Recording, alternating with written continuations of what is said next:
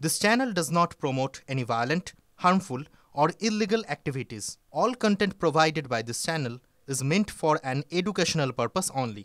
এই মুহূর্তে আরো একটা ব্রেকিং নিউজ দিয়ে আপনাদের ফের রাজ্যে আলুর সংকটের আশঙ্কা। সোমবারের মধ্যে ভিন রাজ্যে আলু পাঠানোর উপরে বিধিনিষেধ প্রত্যাহার করতে হবে দাবি পশ্চিমবঙ্গ প্রগতিশীল আলু ব্যবসায়ী সমিতি এবং পশ্চিমবঙ্গ কোল্ড স্টোরেজ অ্যাসোসিয়েশনের। কথা বলবো সনদ, আমাদের প্রতিনিধি আমাদের সঙ্গে রয়েছেন। সনদ, জটিলতাটা কোন জায়গাটায়? একেবারেই দেখো, তাই জটিলতা হচ্ছে গত থেকে মুখ্যমন্ত্রী যখন ক্ষোভ প্রকাশ করেছিলেন আলুর দাম বৃদ্ধি নিয়ে, তারপর কিন্তু দফায় দফায় বৈঠক হয়। গত 23শে নভেম্বর হরিপালে বালু ব্যবসায়ীদের সঙ্গে সেখানে বৈঠক হয় যে পাইকারি রেট অর্থাৎ ইনভার্ট থেকে যে আলু, সেই আলু 26 টাকা রেটে দিতে হবে, অর্থাৎ কেজি প্রতি 26 টাকা। সেই মতো আলু ব্যবসায়ীরা সেই দামেই হিমঘর থেকে আলু তারা রপ্তানি করছিলেন। কিন্তু কলকাতার বাজারে গিয়ে দেখা যাচ্ছিল তারপরেও কিন্তু দাম কমেনি এবং সেখানে 35-40 বা 35 টাকার ঊর্ধ্বে আলু বিক্রি হচ্ছিল। এরপরেই কিন্তু ভিন রাজ্যের যে সীমানাগুলো সেখানে কিন্তু নোটিশ ছাড়াই কিন্তু আলুর গাড়ি, যে গাড়িগুলো বাইরে যাচ্ছিল সেই গাড়িগুলো কিন্তু আটকে দেওয়া হয়।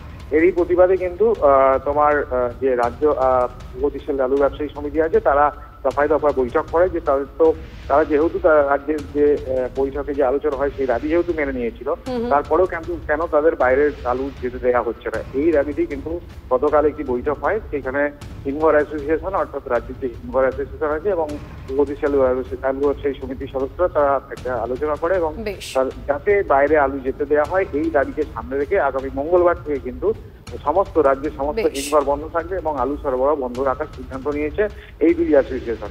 তাদের মূলত দাবি নজর থাকবে। সনদ, ধন্যবাদ। এখনো পর্যন্ত সমস্ত বর্ডারগুলোকে আটকে রাখা হয়েছে।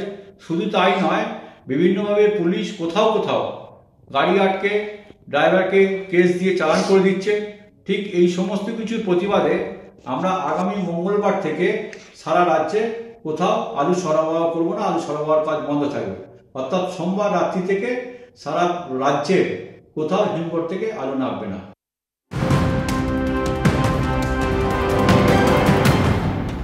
এই মুহূর্তে আরো একটা ব্রেকিং নিউজ। মুখ্যমন্ত্রী কোর্সি নিয়ে টানাপোড়েনের মধ্যেই ফের শপথের দিনক্ষণ ঘোষণা মহারাষ্ট্রের বিজেপি সভাপতি চন্দ্রশেখর বাওয়ানকুলের।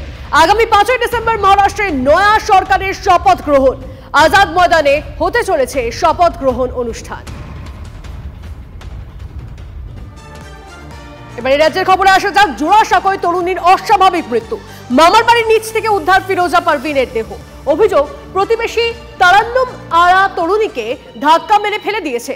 জানা যাচ্ছে প্রতিবেশীর সঙ্গে তরুণীর মামার বাড়ির দীর্ঘদিনের বিবাদ। গতকাল মামার বাড়িতে একাই ছিলেন ফিরোজা। সেই সময় প্রতিবেশীর সঙ্গে তার বিবাদ শুরু হয়। অভিযুক্ত তারান্নুম তাকে মারধর করে বলে অভিযোগ। তখনই তরুণীকে ঠেলে ফেলে দেওয়া হয়েছে বলে অভিযোগ মামার বাড়ির সদস্যদের। ঘটনার তদন্ত শুরু করেছে পুলিশ। প্রতিবেশীকে জিজ্ঞাসাবাদ জোড়াসাঁকো থানার। वो नीचे आया यहाँ पर हम नहीं था उस वक्त।